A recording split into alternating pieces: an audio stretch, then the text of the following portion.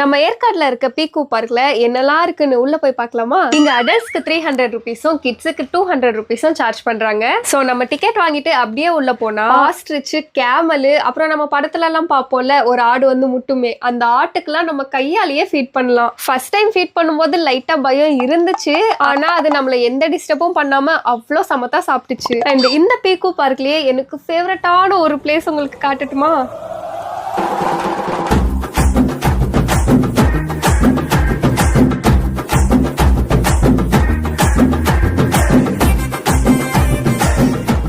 இந்த பேர்ட்ஸ்லாம் நம்ம கையில அப்புறம் தலைமையிலலாம் உட்காந்துட்டு இருந்துச்சு.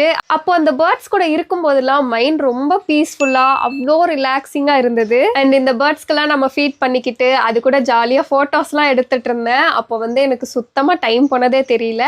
இங்க நமக்கு மட்டும் இல்ல, கிட்ஸுக்கு செட் ஆகுற மாதிரி நிறைய ஃபன்னான ஆக்டிவிட்டிஸும் இங்க இருந்தது. அங்க எனக்கு இந்த ஜேசிபி தான் ரொம்ப பிடிச்சிருந்தது. ஆனா அங்க கிட்ஸுக்கு மட்டும்தான் இது அலவுடு. அண்ட் அங்க நிறைய ஃபிஷ் வெரைட்டிஸ் எல்லாமே இருந்துச்சா, அப்போ நம்ம கையில ஃபுட்டு கொடுத்து அதை ஃபீட் பண்ண சொன்னாங்க. நம்ம அதுக்கு ஃபுட் கொடுக்கும் போது நம்ம கையை டச் பண்ணிட்டே இருந்தது. அப்போ ஒரு மாதிரி கூசிட்டே இருந்துச்சு. அங்க லண்டன் பஸ் எல்லாம் இருந்தது. குழந்தைங்க ரொம்ப என்ஜாய் பண்ணிட்டே இருந்தாங்க. எனக்கும் மொட்டை மாடி சீட்டு தான் வேணும் அப்படின்னு நாங்களும் மேல போயிட்டு உட்காந்துக்கிட்டோம்.